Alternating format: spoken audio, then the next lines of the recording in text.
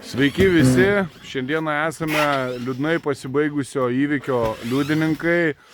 Esame palėpėje, kurioje, kaip turbūt jau iš pirmų kadrų supratot, vyko gaisras. Realiai stogo nelabai ir liko. Kreipėsi žmogus, aišku, metėm visus darbus, prioritetą teikiam jiem, nes suprantat, kas tai yra gyventi be stogo praktiškai žiemos pradžioje, kada yra, kad ir naktį -5. Šiandieną gal nenorėjau, kaip pasakyti, čia pafilmuoti, kas būna po gaisro ir taip toliau.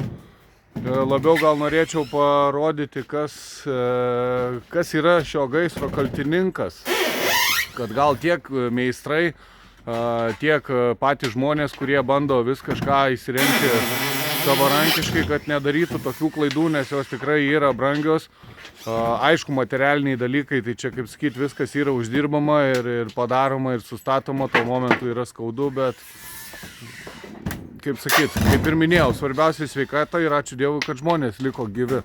Kaip matote, yra laikinas stogelis padarytas, nes pastatas nėra vieno aukšto, tai per kelius aukštus eitų drėgmės ir krituliai.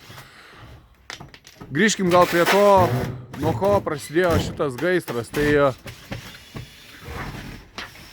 esmė yra tokia. Gaisras įvyko nuo kamino, bet pats kaminas šitas mūrinis, viskas su juo yra ok. Pasidarė tokį dalyką žmonės. Židinį. Ir iš židinio išvedė skardinį, elementariai skardinį kvadratinį kaminą, prisistatė prie šio mūrinio kamino, apdėjo vata ir visą karkasą, kaip kad ir šitas sienas, pasidarė iš medžio. Galima sakyti, kad žmonės galėjo nusisamdyti meistrus ir būtų jie padarę ir viskas yra ok ir maždaug vos ne patys kalti. Bet man tikrai per ilgametę praktiką ne vieną kartą yra tekę matyti, kada meistrai stogo plokštumo išlindusi kaminą apdirbinėja su 5x5 mediniais tašeliais. Neva tai apdedam kaminą vata ir ta vata tiesiog jinai nepraleidžia karščio ir tos ugnies ir nieko neįsimes į ugnis į medinę konstrukciją ir viskas bus ok.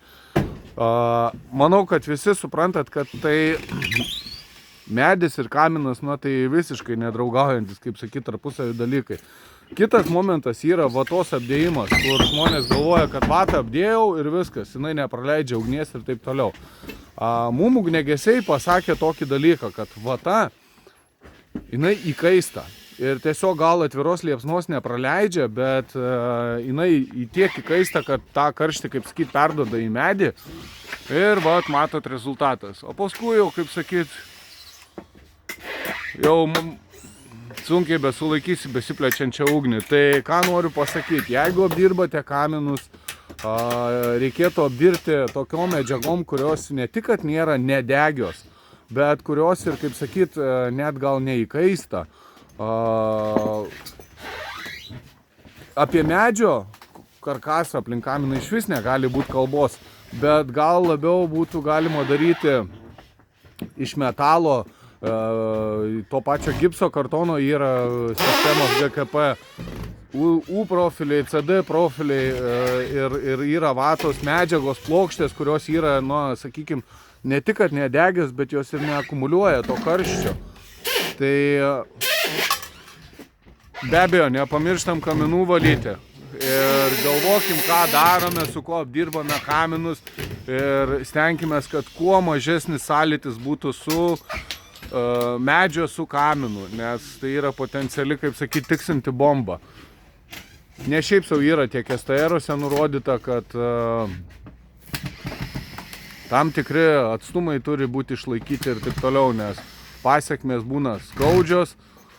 Čia, kaip minėjau, nukentėjusių nėra, tik tai materialūs dalykai, viskas uždirbama ir padaroma. Taip, kad būkit protingi, elkitės atsakingai ir tikrai išvengsime tokių, tikrai galima sakyti, nelaimių. Iki kitų susitikimų, iki.